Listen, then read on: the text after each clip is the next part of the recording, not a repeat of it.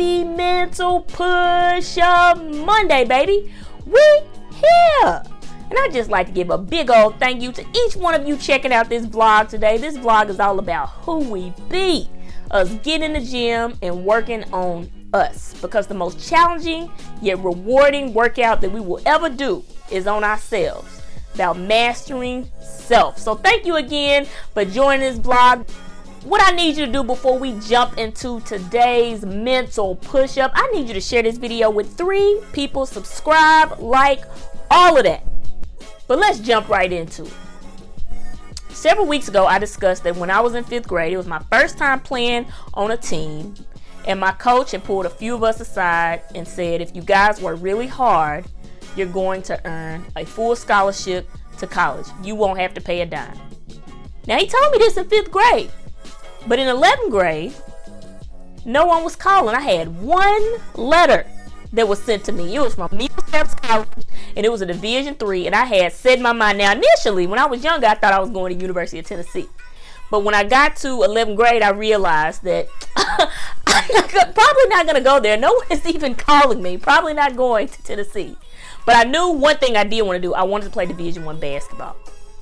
Now, because I was not getting recruited, that summer, I remember it was my 11th grade year. We were at Shelby Metro. Shout out to all my athletes, basketball players, if you've been to Shelby Metro. Shout out to Shelby Metro. Comment below if you have been to Shelby Metro camp. It is the bomb. Anyway, so Coach Frank, I remember he came up there. He said to us, he told us, he was like, how many of y'all getting recruited? I was like, me? I'm getting recruited? And he said, how many of you guys are getting phone calls from coaches? I was like, oh, no, I'm not. I hadn't got the phone call yet.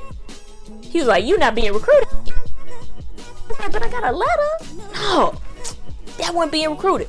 But it was a wake-up call to me that summer, because the coach told me in 5th grade. He said in 5th grade, you work hard, you're gonna get there. But you know what I realized in that summer? That in this off season, I had to go in. I had to get to work, because it wasn't going to happen any other way. No one was calling me. The doors, no letters coming, nothing. Because my dream was to play Division I basketball.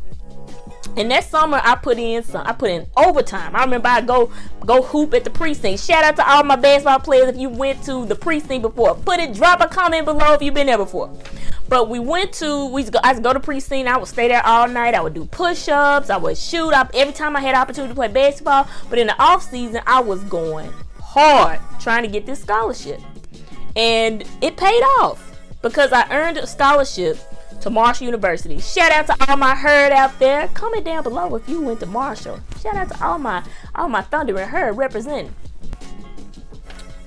That off season was instrumental in my growth as a person, because I had went from 0 scholarship offers to 3, just by me deciding that I'm gonna go hard and do what I need to do in the off season.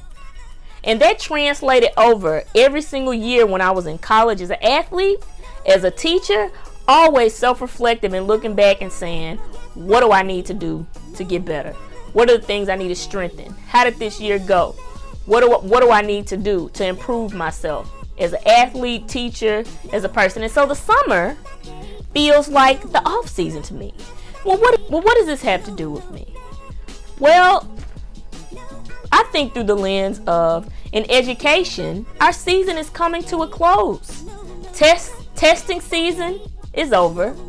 And it's now we start to ask ourselves, now what? What do I do now? I've had a whole year under my belt, another year under my belt. What am I going to do now? And I think just in general in life, the second half of the year is coming. This is an opportunity for me to reflect and figure out what are the things that I'm doing well, what I need to do. What's our off-season plan? I'd like to share 3 tips on how to elevate yourself in the off-season. Number 1, assessing yourself honestly. Looking at what you're doing well, but also thinking about what are the areas in which I need to grow. When we went at basketball camp and Coach Frank said to me, hey, who's getting recruited? I realized I wasn't. I had to be really honest about where I was, but it also lit a fire under my butt to say, oh, I'm gonna have to make some changes here. I remember when I was in college, my coach, we used to have these spring meetings, and he would talk about, okay, this is what the scouting report said about you this year. They said, Fitzgerald, you can't shoot. I made 0 threes my freshman year, none. That summer, he said, when you come back in July, I don't need you to have that issue. I need you to fix it. That summer, I went hard in the paint. I made 300 shots, not take, made, because I was not gonna go back to Royce Chadwick and say I can't make jump shots.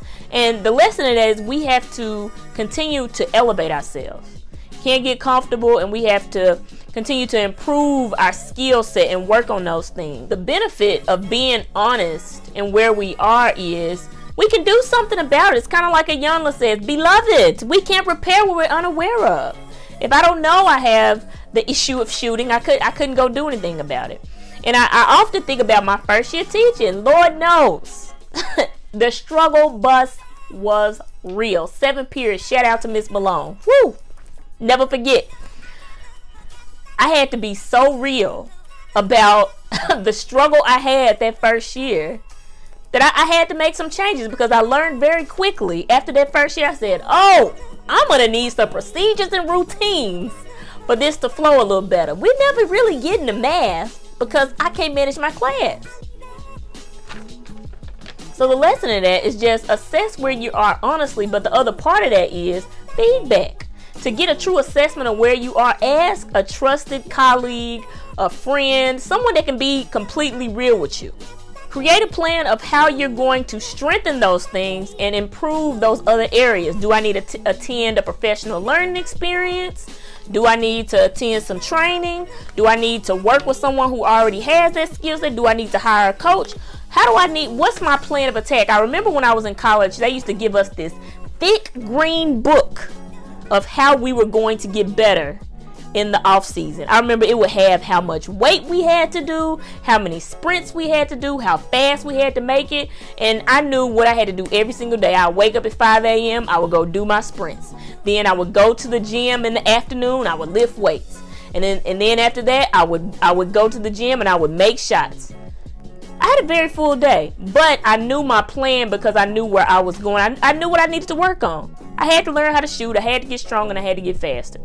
And we have to do that as well in our profession as educators. There's a quote by Les Brown that says, if we continue to do what we've already mastered, we can never grow. And I think that's so crucial in the profession of education. We have to continue to elevate and grow ourselves, because none of us have ever arrived. We always have things that we need to work on and grow ourselves.